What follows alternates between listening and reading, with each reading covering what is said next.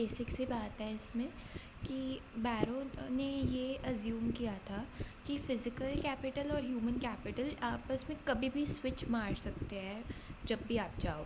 तो एक इंजीनियर है वो कभी भी मशीन बन सकता है, मशीन है उससे कभी भी इंजीनियर बना सकते हो, बट ऐसे थोड़ी होता है। तो हम वो अजम्पशन नहीं लेंगे, हम एक मोर रियलिस्टिक अजम्पशन लेके चलेंगे कि फ़िज़िकल कैपिटल और ह्यूमन कैपिटल एक्स एंटे कन्वर्टेबल है पर एक्स पोस्ट कन्वर्टेबल नहीं है। एक्स एंटे कन्वर्टेबल का मतलब हुआ कि बेसिकली वो जो है इन्वेस्टमेंट करने से पहले आप डिसाइड कर सकते हो कि मुझे फ़िज़िकल कैपिटल में इन्वेस्ट करना है कि ह्यूमन कैपिटल में इन्वेस्ट करना है। बट वंस यू इन्वेस्टेड, जब आपने किसी बच्चे को पढ़ा दिया, उसको स्किल्ड बना दिया, उसके बाद आप उस बच्चे को मशीन में थोड़ी ना बदल सकते हो। वो जो पैसा है अपना, वो बच्चे की पढ़ाई से निकाल के अब तो पढ़ गया ना वो, अब तो हो गया वो काम, तो अब थोड़ी ना उस पैसे को वापस मशीन में लगा सकते हो, वो तो हो गया। तो ये हमारी अजम्पशन है, ठीक है। इकोनॉमी स्टार्ट होती है with some historically given stocks of physical and human capital at time zero. वही अपनी इकोनॉमी जो है वो फिज़िकल और ह्यूमन कैपिटल के साथ कुछ उनके स्टॉक्स के साथ स्टार्ट कर रही है। इन स्टॉक्स को हम एक दूसरे में कन्वर्ट इमीडिएटली तो देखो नहीं ही कर सकते, राइट। तो वो चीज़ हो जाती है, ठीक है।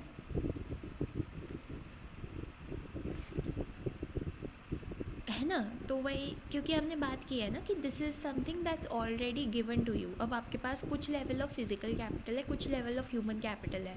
आप ह्यूमन कैपिटल को ये थोड़ी ना बोल दोगे कि भाई तू फिजिकल कैपिटल बन जा, फिजिकल कैपिटल को ये तो नहीं बोल दोगे कि भाई तू ह्यूमन कैपिटल बन जा। That does not work out, right. तो वो चीज़ है, इन स्टॉक्स को एक दूसरे में इमीडिएटली कन्वर्ट नहीं कर सकते तुम, राइट। पर तुम्हारे पास चॉइस है कल के स्टॉक की। तुम्हारे पास आज पैसे हैं, उन पैसों को फिज़िकल कैपिटल में इन्वेस्ट करना है, ह्यूमन में इन्वेस्ट करना है, वो तुम्हारी चॉइस है, ठीक है।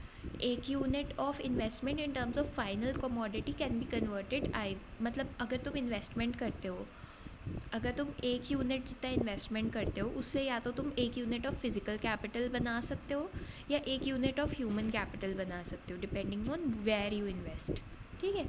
100% डिप्रिसिएशन हम अज्यूम करते हैं, ताकि मतलब बेसिकली ये है कि 100% डिप्रिसिएशन है, मतलब आज का जो भी फिज़िकल और ह्यूमन कैपिटल है वो कल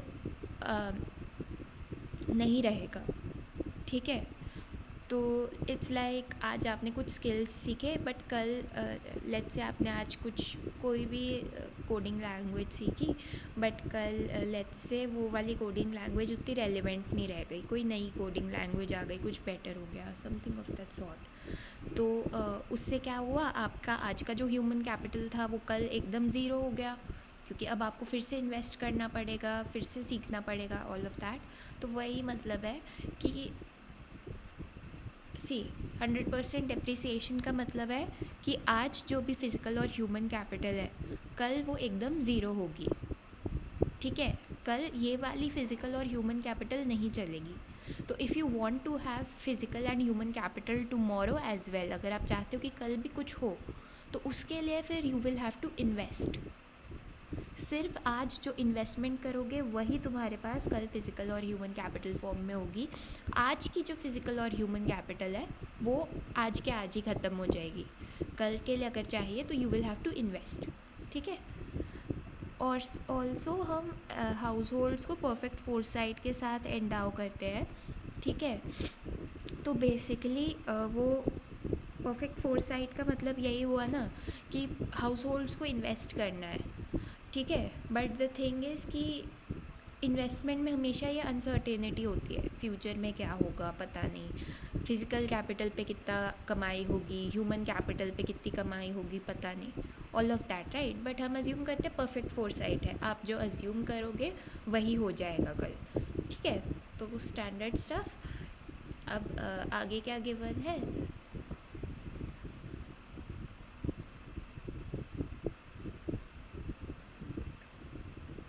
अब हम प्रोडक्शन साइड पे आते हैं, ठीक है।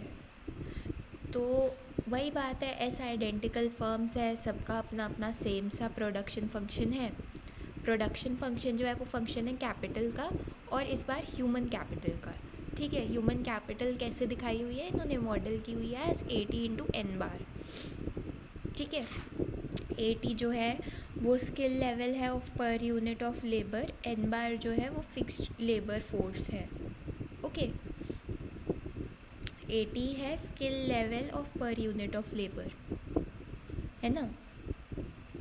तो हर बंदे का कितना स्किल का लेवल है वो 80 हो गया, उसको आप नंबर ऑफ़ पीपल जो कि N बार है, जो कि फिक्स्ड है, उससे मल्टीप्लाई कर रहे हो तो वो HIT हो जाता है। तो इट्स बेसिकली अगर 100 लोग हैं और हर एक के पास लेट्स से एक स्किल लेवल है 2 यूनिट्स का, तो it comes out to be 200। ठीक है, वो चीज़ हो गई। अब आगे क्या कहा है इन्होंने कि बेसिकली YIT जो है वो इज़ इक्वल टू है दिस थिंग, वही अपना कॉप डगलस प्रोडक्शन फंक्शन है ना। अब जो कॉरेस्पॉन्डिंग एग्रीगेट प्रोडक्शन टेक्नोलॉजी है YT, वो क्या है, वो है equal to summation YIT and it is equal to क्या चीज़, बेसिकली S को आप मल्टीप्लाई कर दोगे विद दिस थिंग। ठीक है, तो बेसिकली क्या आएगा उससे तुम्हारे पास, ये वही स्टेप्स लगाए हुए हैं। सी अगेन बात क्या आती है, एग्रीगेट वाई से हमें मतलब है, इंडिविजुअल फर्म्स के वाई से हमें उतना मतलब नहीं है, हमें शो करना है कि एग्रीगेट वाई जो है वो एक के बराबर है, राइट। तो उसी से हमारा मतलब है। वो कैसे आएगा, वो इंडिविजुअल वालों का सम करके ही एग्रीगेट आएगा, वो कर लिया। फिर आगे क्या करेंगे, इंडिविजुअल वालों का सम करना is the same as multiplying by S, same यही चल रहा है, पहले वाला ही सेम है ना। फिर उसी S को हमने अंदर भेज दिया, वही पहले वाले स्टेप्स में भी किया था, है ना। यही SKIT को KAT लिख दिया, SHIT को HT लिख दिया, इतना हो गया हमारा काम, राइट। अब परफेक्ट कंपटीशन से क्या होगा, उसका मतलब होगा कि 2 factors are paid their respective marginal products. मतलब परफेक्ट कंपटीशन में हमें पता है कि क्या होता है, मार्जिनल प्रोडक्ट होता है rent on capital and marginal product of labour होता है रेंट ऑन लेबर, या फिर इस बार H rent on human capital बोल दो। ठीक है,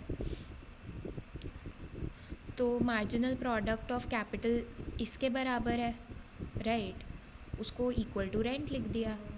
मार्जिनल प्रोडक्ट ऑफ लेबर जो है, ह्यूमन कैपिटल जो है, वो इसके बराबर है, उसको इक्वल टू वेजेस बोल लो, रेंट ऑन ह्यूमन कैपिटल बोल लो, उसके बराबर लिख लिया।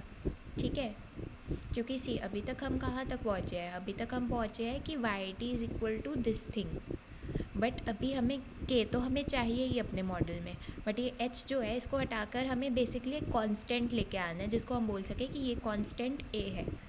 ठीक है, अब वो कांस्टेंट लाने की चक्कर में हम हैं, तो उसी की हम कोशिश कर रहे हैं कि कैसे ला सकते हैं।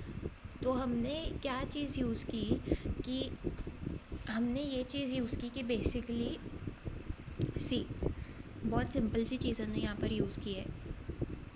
द फैक्ट रिमेन्स कि हाउस होल्ड्स के ऊपर है कि वो कहाँ पर इन्वेस्ट करना चाहते हैं, फिज़िकल कैपिटल में, ह्यूमन कैपिटल में। उनको कंफर्म्ड परफेक्ट फोरसाइट है, वो जैसा सोचते हैं रेंट कि इतना होगा उतना हो जाता है। ठीक है, तो उनको पता है कि मतलब it's like they can predict कि फ्यूचर का रिटर्न इतना होने वाला है मेरा कैपिटल से, इतना होगा ह्यूमन कैपिटल से। ठीक है, अब because that is the case, तो रिटर्न्स दोनों तरह के कैपिटल से सेम होंगी। सेम क्यों होंगी, क्योंकि अगर एक से भी ज़्यादा रिटर्न मिल रही होगी, अगर तुम्हें कैपिटल से ज़्यादा रिटर्न मिल रही है कंपेयर टू ह्यूमन कैपिटल, सब लोग उधर पैसा लगाएंगे।